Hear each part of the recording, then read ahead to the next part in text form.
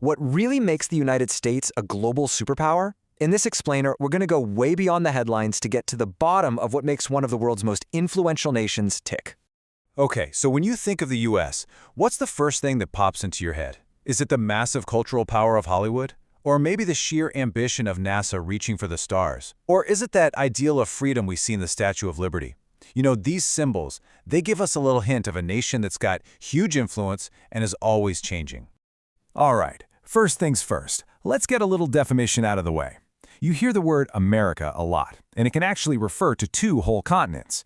But for our purposes here, when we say America, we're talking about one country, the United States of America, the USA, right there on the North American continent. So we hear that term all the time, right? Global superpower. But what does that actually mean? What are the real foundations of its influence around the world? That's exactly what we're going to dig into first. You see, American influence isn't just about one thing. It's a mix of a whole bunch of factors. You've got what's called hard power, things like its massive economy and powerful military. But then there's the soft power, which is just as important. That's the ability to influence people through culture, not force. Think about the global reach of Hollywood movies, its leadership in tech with places like NASA, and its huge role in organizations like the UN and the World Bank. And get this, the US also has the most Nobel Prizes and the most Olympic medals in history. So you're looking at a nation that projects power in pretty much every field imaginable. But it's not all about global influence, right? The country itself is just massive. So let's zoom in a bit and explore the huge and incredibly diverse geography of the USA. Let's try to wrap our heads around this number. The United States covers about 9.8 million square kilometers. That is a mind-boggling amount of space. It's so big, in fact, that it makes it the third largest country in the world by area, right after Russia and Canada. And that huge area is carved up into 50 different states, plus the nation's capital, Washington, D.C., and a few territories. Now, 48 of those states are all connected on the mainland. But don't forget, you also have to picture the vast wilderness of Alaska way up in the northwest and the beautiful Hawaiian Islands way out in the middle of the Pacific Ocean. And with all that space, you get some pretty wild differences in climate. I mean, you can find freezing Arctic conditions up in Alaska. And then go all the way to warm tropical paradises in places like Florida and Hawaii.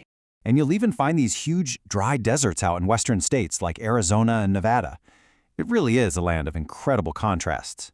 Okay, so we've talked about the land, but what about the people living there? Let's shift our focus now to the American population and some of the core values that shape the culture. You're looking at a population of over 347 million people. And just like its land area, that massive number makes it the third most populous country on the planet, trailing only China and India. And that diversity really shows up in the languages people speak. English is definitely the dominant language. But here's a fun fact. The US doesn't actually have an official national language. And that really reflects its long history as a nation of immigrants, with millions of people speaking languages like Spanish and Chinese every single day. So what are the ideas that kind of tie this all together? Well, a few core values are seen as really central to the American identity. There's a huge emphasis on individualism and self-reliance, this idea of being independent. And that's tied to a deep belief in ambition, the notion that if you work hard, you can achieve your dreams. Because of that, success and personal achievement are really, really valued.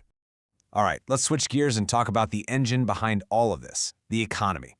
What exactly is it that drives the world's largest economy and supports its superpower status? You can really think of it like four pillars holding everything up. But here's the thing, they don't stand alone. They're all connected. The country's incredible economic strength is what funds all that technological innovation, and that tech, in turn, helps power its cultural exports, like movies and media. And all of that gets amplified by its central role in global finance and politics. See, it all works together. The economy itself is what's known as a mixed economy, which just means it combines free market ideas with some government oversight. And right at the center of it all, the US dollar. It's the world's primary reserve currency, which means central banks all over the globe hold on to it. That gives the US a really unique and powerful position in the world of trade and finance. You know, you can't really get a grip on the US today without looking at its past.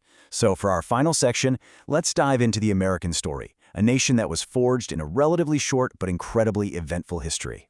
You can really trace the whole story through just a handful of absolutely pivotal moments. It all kicked off in 1776 with the Declaration of Independence, which laid out its ideals. Then came the Constitution, which built the government. The country was almost ripped in two by the Civil War, which was a brutal conflict that ended slavery and brought the nation back together. And finally, its role in World War II really transformed it into the global superpower we know today. And believe it or not, a lot of that history is actually woven right into the national flag, the Stars and Stripes. Those 13 stripes, they stand for the original 13 colonies that started it all. And the 50 white stars represent the 50 states that make up the country now. Even the colors have meaning. Red for courage, white for purity, and blue for justice. It's like a history lesson in a flag. This whole idea is perfectly summed up in the nation's traditional motto, E pluribus unum. It's Latin and it means out of many, one. It's this beautiful concept of creating a single, unified nation out of people from all these different backgrounds, all over the world. And all of this kind of leads us to one big, fascinating question. The story of the United States is all about diversity in its land, its climate, its people, its ideas.